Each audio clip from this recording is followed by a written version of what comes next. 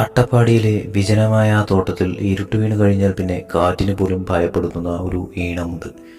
അന്നൊരു ഒക്ടോബർ മാസമായിരുന്നു.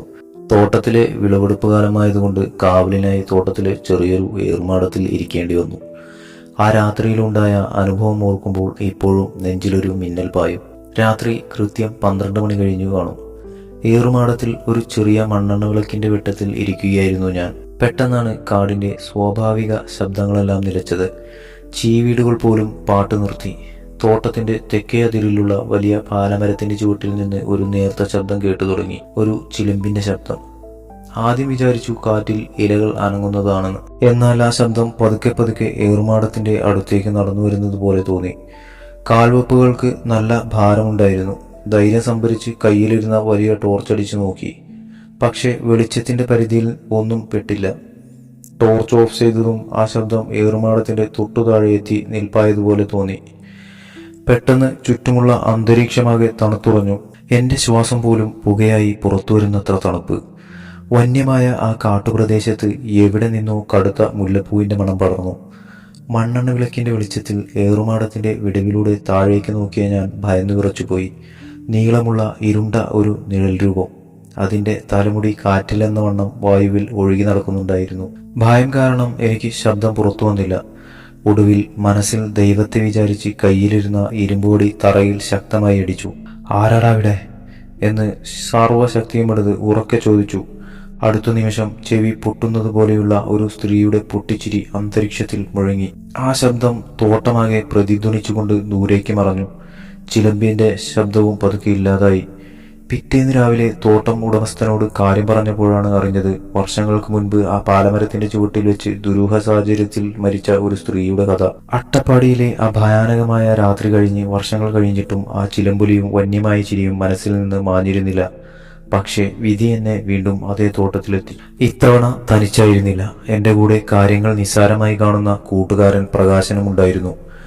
പഴയ കഥകളൊക്കെ വെറും തോന്നലുകളാണെന്ന് പറഞ്ഞ് അവൻ എന്നെ കളിയാക്കിക്കൊണ്ടിരുന്നു. അങ്ങനെ വീണ്ടും ഒരു വിളവെടുപ്പ് കാലം. അന്ന് കറുത്തവാവ് അമാവാസി രാത്രിയായിരുന്നു.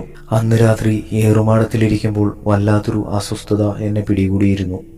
പ്രകാശൻ ലാപ്ടോപ്പിൽ എന്തോ ചെയ്തുകൊണ്ട് ഒട്ടും ഗൗരവമില്ലാതെ ഇരിക്കുകയാണ്. ചുറ്റും കനമുള്ള ഇരുട്ടായിരുന്നു. രാത്രി കൃത്യം 12:30 കാറ്റിന്റെ ദിശ മാറി. മുൻപനുഭവിച്ച അതേ കടുത്ത മുല്ലപ്പൂവിന്റെ മണം വീണ്ടും അന്തരീക്ഷത്തിൽ പടരാൻ തുടങ്ങി. "ഡാ പ്രകാശ, നിനക്ക് വല്ല മണവും കിട്ടുന്നുണ്ടോ?" ഞാൻ പതുക്കെ ചോദിച്ചു. "ഏയ്, നിനക്ക് തോന്നുന്നതാടാ," അവൻ തലയുയർത്താതെ പറഞ്ഞു. പക്ഷെ അടുത്ത നിമിഷം ഏറുമാടത്തിന്റെ മുകളിലെ വൈക്കോൽ മേൽക്കൂരയ്ക്ക് മുകളിൽ ആരോ ശക്തിയായി വന്ന് വീണതുപോലെ ഒരു ശബ്ദം കേട്ടു. ഞങ്ങൾ രണ്ടുപേരും ഞെട്ടി മുകളിലേക്ക് നോക്കി. മേൽക്കൂരയിലെ മുളങ്കമ്പുകൾ ഒടിയുന്ന ശബ്ദം കേൾക്കാം. ആരോ മുകളിൽ കിടന്ന് വലിഞ്ഞു നീങ്ങുകയാണ്. പെട്ടെന്ന് ഏറുമാടത്തിന് താഴെ നിന്ന് വീണ്ടും ആ ശബ്ദം ഉയർന്നു. പഴയതിനേക്കാൾ വേഗതയിലുള്ള ചിലമ്പൊലി. അത് ഏറുമാടത്തിന് ചുറ്റും വലം വെക്കാൻ തുടങ്ങി. പേടിച്ചുപോയ പ്രകാശൻ കയ്യിലിരുന്ന വലിയ സെർച്ച് ലൈറ്റ് എടുത്ത് താഴേക്കടിച്ചു. വെളിച്ചം ചെന്ന് വീണത് ആ പാലമരത്തിന്റെ ചുവട്ടിലാണ്. അവിടെ വായുവിൽ പൊങ്ങി നിൽക്കുന്ന വെളുത്ത വസ്ത്രം ധരിച്ച ഒരു രൂപം. അതിന്റെ മുഖം വ്യക്തമല്ലായിരുന്നു. പക്ഷേ ആ കണ്ണുകൾ ചുവന്ന് ജ്വലിക്കുന്നുണ്ടായിരുന്നു. "അമ്മേ!" എന്ന് ഉറക്കെ നിലവിളിച്ചുകൊണ്ട് പ്രകാശൻ ഏറുമാടത്തിൽ നിന്ന് താഴേക്ക് ചാടി ഇരുട്ടിലേക്ക് ഓടി. ടോർച്ചിന്റെ വെളിച്ചത്തിൽ അവൻ ഓടുന്നത് ഞാൻ കണ്ടു. പക്ഷെ പെട്ടെന്ന് ഒരു കറുത്ത പുക വന്ന് അവനെ മൂടിയതുപോലെ തോന്നി. അടുത്ത നിമിഷം അവന്റെ നിലവിളി ശബ്ദം പെട്ടെന്ന് നിലച്ചു. ഞാൻ ഏറുമാടത്തിൽ തനിച്ചായി.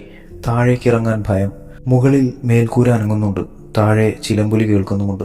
ഞാൻ കണ്ണുകൾ മുറുക്കെ അടച്ച് ചെവികൾ കൈകൊണ്ട് പൊത്തിപ്പിടിച്ച് ഏറുമാടത്തിന്റെ ഒരു മൂലയിലേക്ക് ഒതുങ്ങിയിരുന്നു. എത്ര സമയം അങ്ങനെ ഇരുന്നുവെന്ന് അറിയില്ല. പെട്ടെന്ന് എന്റെ തോളിൽ ആരോ തൊടുന്നതായി എനിക്ക് തോന്നി. കൂടെ ഒരു തണുത്ത ശ്വാസവും. "ഇനി നീ മാത്രം" എന്നൊരു നേർത്ത സ്ത്രീ ശബ്ദം എന്റെ ചെവിയിൽ മുഴങ്ങി. ഞാൻ ബോധരഹിതനായി വീണു. പിറ്റേന്ന് രാവിലെ മറ്റു തോട്ടം തൊഴിലാളികൾ വന്ന് വിളിച്ചപ്പോഴാണ് എനിക്ക് ബോധം വന്നത്. ഞാൻ ജീവനോടെ ഉണ്ടായിരുന്നു. പക്ഷേ പ്രകാശൻ. തോട്ടത്തിലാകെ തിരച്ചിൽ നടത്തിയെങ്കിലും അവനെ കണ്ടെത്താനായില്ല. ഒടുവിൽ ആ പാലമരത്തിന്റെ മുകളിൽ വസ്ത്രങ്ങൾ കീറിയ നിലയിൽ ബോധമില്ലാതെ കിടക്കുന്ന പ്രകാശനെയാണ് എല്ലാവരും കണ്ടത്. അവന് പിന്നീട് മാനസിക നില തെറ്റി. പ്രകാശന്റെ കാണാതാകലും അവന് സംഭവിച്ച മാറ്റങ്ങളും അട്ടപ്പാടിയെ വീണ്ടും ഭീതിയിലാഴ്ത്തി. മാനസിക നില തെറ്റിയ അവനെ നാട്ടിലെ വലിയൊരു ആശുപത്രിയിൽ പ്രവേശിപ്പിച്ചെങ്കിലും അമാവാസി രാത്രികളിൽ അവൻ അക്രമാസക്തനാകാൻ തുടങ്ങി. അവന്റെ നാവിൽ നിന്ന് വരുന്നത് അവൻ ഒരിക്കലും പഠിച്ചിട്ടില്ലാത്ത ഭാഷകളായിരുന്നു. ഒടുവിൽ ഈ ബാധ ഒഴിപ്പിക്കാൻ മലബാറിലെ പ്രശസ്തനായ ഒരു മന്ത്രവാദിയെ ഞങ്ങൾ സമീപിച്ചു. അങ്ങനെയാണ് ആ പാലമരത്തിന് പിന്നിലെ യഥാർത്ഥ രഹസ്യം പുറത്തുവരുന്നത്. മന്ത്രവാദി പ്രകാശനെ നോക്കി കയ്യിലെ കവിടി നിരത്തി. അയാളുടെ മുഖം പെട്ടെന്ന് വിളറി വെളുത്തു. ഇത് വെറുമൊരു യക്ഷിയല്ല, സ്വന്തം ചോര കൊണ്ട് പ്രതികാരദാഹത്തോടെ മണ്ണടിഞ്ഞ ജന്മമാണ്. ആ പാലമരത്തിന്റെ ചുവട്ടിൽ അവൾക്ക് നീതി കിട്ടാതെ പോയ ഒരു ഭൂതകാലമുണ്ട്, അയാൾ വിറയ്ക്കുന്ന ശബ്ദത്തിൽ പറഞ്ഞു. തോട്ടത്തിനടുത്തുള്ള വൃദ്ധരായ ദമ്പതികളോട് അന്വേഷിച്ചപ്പോഴാണ് 70 വർഷം മുൻപ് നടന്ന ആ ക്രൂരത പുറത്തറിയുന്നത്. അട്ടപ്പാടിയിലെ ആ തോട്ടം അന്ന് കാട്ടുപ്രദേശമായിരുന്നു. അവിടെ വെച്ച് ക്രൂരമായി കൊല്ലപ്പെട്ട ഒരു ആദിവാസി പെൺകുട്ടിയുടേതായിരുന്നു ആ ആത്മാവ്. അവളെ കൊന്ന് കെട്ടിത്തൂക്കിയത് ആ പാലമരത്തിലായിരുന്നു. അന്നു മുതൽ ആ മണ്ണിൽ കാലുകുത്തുന്ന മറുനാട്ടുകാരെ അവൾ ശത്രുക്കളായി കണ്ടു. പ്രകാശനെ രക്ഷിക്കാൻ ഒരേയൊരു വഴിയേ ഉണ്ടായിരുന്നുള്ളൂ. അടുത്ത അമാവാസി രാത്രിയിൽ ആ പാലമരച്ചുവട്ടിൽ പോയി കുരുതി കൊടുത്ത് അവളെ ശാന്തയാക്കുക. മന്ത്രവാദിയുടെ കൂടെ ഞാനും ആ രാത്രി വീണ്ടും തോട്ടത്തിലേക്ക് തിരിച്ചു. രാത്രി 12 മണി. മന്ത്രവാദി പൂജ തുടങ്ങി. അന്തരീക്ഷമാകെ പുകമയമായി. പെട്ടെന്ന് കാട് ഇരമ്പി അലറി. മുൻപെങ്ങുമില്ലാത്ത വിധം ചിലമ്പുലി ഉച്ചത്തിൽ കേട്ടു. മരങ്ങളുടെ ചില്ലകൾ ഒടിഞ്ഞു വീഴാൻ തുടങ്ങി. പാലമരത്തിന്റെ മുകളിൽ നിന്ന് താഴേക്ക് ഒലിച്ചിറങ്ങുന്നത് പോലെ ആ രൂപം ഞങ്ങളുടെ മുന്നിൽ പ്രത്യക്ഷപ്പെട്ടു. അവളുടെ കണ്ണുകളിൽ നിന്ന് രക്തമൊഴുകുന്നുണ്ടായിരുന്നു. മന്ത്രവാദി മന്ത്രങ്ങൾ ഉറക്കെ ചൊല്ലി ദണ്ടുകൊണ്ട് നിലത്തടിച്ചു.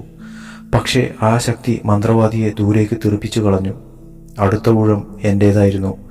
അവൾ എന്റെ നേർക്ക് നീങ്ങി വരാൻ തുടങ്ങി. മരണത്തെ മുഖാമുഖം കണ്ട ആ നിമിഷത്തിൽ ഞാൻ കയ്യിലിരുന്ന പൂജാ സാധനങ്ങളുടെ കൂട്ടത്തിലുണ്ടായിരുന്ന വിശുദ്ധമായ ഭസ്മമെടുത്ത് അവളുടെ നേർക്കെറിഞ്ഞു. കൂടെ മനമുരുകി പ്രാർത്ഥിച്ചു, നിന്നോട് ചെയ്ത ക്രൂരതയ്ക്ക് ഞങ്ങൾ ഉത്തരവാദികളല്ല, ഞങ്ങളോട് ക്ഷമിക്കുക. പെട്ടെന്ന് ആ തോട്ടമാകെ ഒരു സ്ത്രീയുടെ ദീനമായ കരച്ചിൽ മുഴങ്ങി. പ്രതികാര ചിരിയല്ല, വല്ലാത്തൊരു വേദന നിറഞ്ഞ കരച്ചിൽ. അടുത്ത നിമിഷം ആ രൂപം പതുക്കെ പതുക്കെ പുക പോലെ അന്തരീക്ഷത്തിൽ ലയിച്ചുപോയി. ആ കടുത്ത മുല്ലപ്പൂവിന്റെ മണം മാറി. മണ്ണിൽ ഒരു സുഗന്ധം മാത്രം അവശേഷിച്ചു. പാലമരത്തിൽ നിന്ന് വലിയൊരു ചില്ലയൊടിഞ്ഞ് നിലത്തു വീണു. അതോടെ എല്ലാം ശാന്തമായി. പിറ്റേന്ന് രാവിലെ ആശുപത്രിയിൽ നിന്ന് ഫോൺ വന്നു. പ്രകാശൻ പൂർണ്ണ ആരോഗ്യവാനായി തിരികെ വന്നിരിക്കുന്നു. അവന് ആ രാത്രിയിലെ സംഭവങ്ങളൊന്നും ഓർമ്മയില്ലായിരുന്നു. അതിനുശേഷം ആ തോട്ടത്തിൽ അമാവാസി രാത്രികളിൽ ചിലമ്പുലി കേട്ടിട്ടില്ല. അതിനുശേഷം ഇന്നേ വരെ ഞാൻ അങ്ങോട്ടുള്ള വഴി പോലും ഓർക്കാൻ ശ്രമിച്ചിട്ടില്ല.